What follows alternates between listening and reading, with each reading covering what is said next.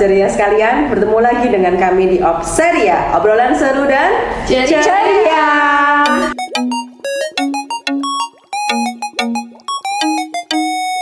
Ya, sahabat ceria semua, untuk Opseria kali ini kita kedatangan tamu istimewa. Siapa dia?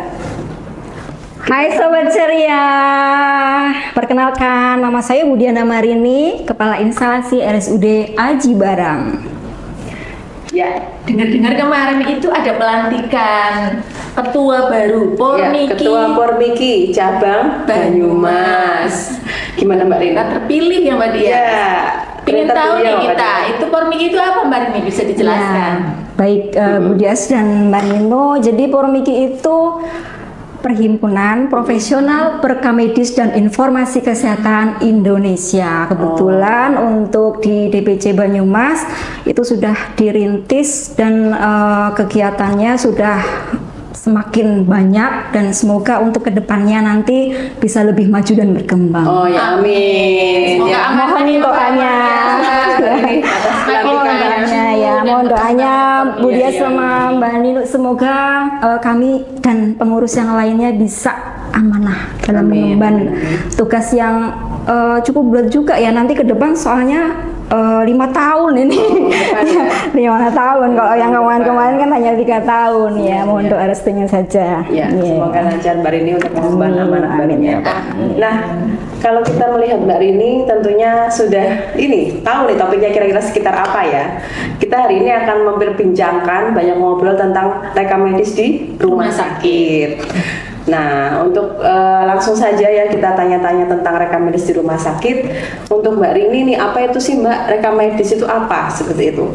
Kenapa di rumah sakit ada yang namanya instalasi rekam medis? Ya, baik Mbak Nino. Jadi pelayanan rekam medis itu memang di semua rumah sakit atau Fasiankes ya. Sekarang ini tuh ada, yaitu di mana kegiatan ini mengelola kegiatan dari mulai registrasi pasien atau pendaftaran pasien, kemudian distribusi data, kemudian ada sekarang yang lagi trending topik lagi ada entry claim dan lain sebagainya gitu ya, sampai dengan transfer data. Sekarang lagi trending topik juga Satu Sehat. Jadi semua Fasiankes yang sudah mempunyai SIM RS harus terintegrasi dengan Satu Sehat, seperti itu. Gitu.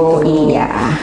Dari mulai depan ya, dari pendaftaran ya, betul, ya. betul, dari mulai pendaftaran. Nah, itu tugas pendaftarannya di rumah sakit itu wewenangnya siapa Mbak Rini? Ya, kalau wewenang untuk pendaftaran itu adalah seorang PMIK, ya, Perkamedis dan Informasi Kesehatan, atau petugas rumah sakit yang memang mendapat tugas dari pimpinan. Jadi secara legal aspeknya dia dapat seperti itu. Tapi jelas nanti harus ada semacam janji sumpah, iya. Soalnya doktrin dari rekam medis itu sendiri kan rahasia. Nah, rahasia itu mulai dari mana? Ya dari pendaftaran.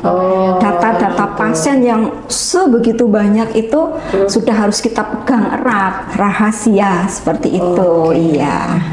Tidak seenaknya nggak bisa. Iya, betul. Sama akses itu ya Mbak Rini ya. Iya, terkadang masyarakat mau datang ke rumah sakit itu kan mau dari pertama datang itu kemana dulu Mbak Rini? Ya, kalau di RSUD Aji Barang itu ada beberapa jenis layanan ya, ada rawat jalan, rawat inap, kemudian IGD. Kalau yang rawat jalan jelas nanti langsung saja ke instalasi rawat jalan, tapi dengan mendaftar dulu, ya, mendaftar dulu. Ada 2 nih, Mbak Dia sama Mbak Nino. Jadi ada onset, kemudian ada online. Nah, itu apa maksudnya Mbak onset? Kalau online, jadi kita juga klien atau pelanggan kita itu ada beberapa jenis ya. Ada yang peserta JKN, kemudian umum atau asuransi lainnya. Nah, kalau yang peserta JKN itu nanti harapannya mereka itu menggunakan pendaftaran online melalui mobile JKN seperti itu. Kalau yang umum nanti bisa menggunakan aplikasi online RSUD Aji Barang. yaitu siap ceria. siap ceria, Oh, iya, siap seperti Jadi itu. yang umum juga tetap bisa. Bisa menggunakan banget, ya. iya. Karena RSUD Aji Barang juga sudah memulai nih transformasi digital, Ibu Nino, ya. Kalau mobil JKN itu dari BPJS ya Mbak? Betul sekali, ya. Itu dari masyarakat kalau ingin mau mendaftar mobil JKN itu bagaimana? Apa aja syaratnya Mbak? Oke, jadi kalau mobil JKN itu cukup dengan download ya di Play Store. Jadi kita bisa download di Play Store ya mobil JKN. Kemudian kalau misalkan belum punya akun, nanti kami siap ini RSUD Aji Barang punya pojok JKN. Silakan. Ya, sudah ada petugas. Kami punya petugas-petugas yang handal. Insya Allah mereka bisa membantu pelanggan-pelanggan kita atau pasien-pasien kita untuk membuatkan akun mobil JKN. Jadi jangan takut, sahabat Opceria ya. Jadi jangan takut, aduh saya nggak bisa, saya gaptek gitu ya. Nah, insya Allah deh datang aja ke pojok JKN, nanti kami siap membantu. Yang penting punya HP gitu Mbak. Iya, itu dia masalahnya ya. Kartu KIS, kalau kartu KIS itu perlu terdaftar nggak setidaknya, terdaftar sebagai peserta? Iya, kalau terdaftar di peserta JKN tentu harus. Tapi kalau misalkan kartunya itu nggak perlu ya, soalnya nanti kita bisa cari melalui NIK. Yang penting pasien atau pelanggan kita itu iya betul membawa KTP. Nah, itu yang penting. Cukup KTP. Simpel sekali. Aplikasi dari mobil JKN bagi peserta dengan asuransi BPJS Kesehatan. Betul. Saya tertarik sama pojok JKN Mbak Rini. Ya, silakan. Itu pasien yang habis berobat di sini terus ke pojok JKN atau gimana? Boleh sekali. Kalau misalkan pasien-pasien kita telah dilakukan pelayanan misalkan nih hari ini, kemudian dia kan nanti akan membawa surat kontrol. Nah, itu juga bisa didaftarkan melalui petugas yang ada di pojok JKN itu. Yang penting sudah terdownload ya, sudah terdownload mobil JKN. Nanti kami daftarkan sampai keluar nomor antrian. Jadi pasien tuh nggak usah mikir saya belum dapat nomor antrian, kemudian datangnya habis subuh ya. Jadi enggak, sekarang cukup dengan tadi ya ada NIK. Kalau memang sudah daftar online melalui mobil JKN, cukup bawa aja kode booking. Iya, nanti petugas siap membantu Anda ya. Nah, ini untuk pendaftaran di pojok JKN ini apakah hanya berlaku untuk pasien rawat jalan saja? Bagaimana dengan pasien yang masuk melalui IGD misal? Pasien masuk melalui IGD atau yang mau mondok gitu, untuk pembuatan akun JKN mobilnya atau untuk segala hal terkait bantuan untuk mobil JKN itu bagaimana? Ya, kebetulan kalau melalui mobil JKN itu hanya untuk rawat jalan. Ya, tapi kalau untuk pengisian kesan atau pesan itu bisa. Misalkan pasien kita itu habis rawat inap, nanti untuk melihat apakah pasien-pasien kita itu puas, kemudian ataupun memberikan saran atau masukan ke RSUD Aji Barang, silahkan melalui kesan pesan yang ada di mobil JKN. Betul. Pasien yang ke IGD berarti langsung daftar, datang saja ke IGD langsung ya. Kalau pasien yang rawat jalan, untuk lebih praktisnya itu lewat mobil JKN. Tapi untuk yang rawat inap, untuk kontrol juga perlu sepertinya ya Mbak? Kalau untuk kontrol bisa sekali, ya bisa sekali Mbak Nino. Jadi kalau di sini sepertinya nggak ada yang sulit ya. Kalau misalkan pasien itu punya HP saja gitu ya, nanti kalau misalkan dia gaptek atau nggak bisa download, nanti diarahkan saja atau menuju saja ke mobil JKN seperti itu. Nanti untuk kontrol berikutnya. Kalau tentang IGD ya namanya juga IGD ya, Mbak Dias. Jadi kami pun siap melayani 24 jam, tapi dengan syarat memang apa ya, keluhan ataupun penyakit pasien itu adalah penyakit yang gawat darurat. Masuk kriteria gawat. Iya, masuk dalam kriteria gawat darurat lah gitu. Berarti kesimpulannya kalau ada pasien masyarakat mau berobat sekarang, untuk masyarakat yang sudah terdaftar sebagai kepesertaan di BPJS tuh cukup bawa KTP saja cukup ya? Betul. KTP betul. dibawa, pas kita entry ke pendaftaran langsung nge-link ke ini kartu CKN. Iya. BPJS seperti itu. Atau bisa juga Mbak Dias, kalau misalkan dia nggak bawa KTP seperti itu, tapi sudah ada mobil CKN, kemudian tidak ada kartu hard CKN-nya, dia cukup menunjukkan saja kartunya kepada petugas yang ada di aplikasi CKN Mobile. Betul. Makanya sekarang zaman betul, simplifikasi seperti itu ya. Simplifikasi. Kemarin itu saya membaca untuk pendaftarannya itu 30 menit sebelum mulai pelayanan dokter. Apa betul Mbak Rini? Iya betul, karena RSUD Aji Barang itu kan selalu melakukan pembenahan gitu ya, pembenahan di mana nanti tujuannya adalah untuk kepuasan pelanggan pasien-pasien kita gitu ya. Jadi kalau misalkan 30 menit sebelum dokter melayani di poli, yaitu memang seperti itu sekarang. Karena apa? Karena biar tidak kata orang tuh bete, tidak lama menunggu. Kemudian kalau lama menunggu kayaknya bete banget gitu ya Mbak ya.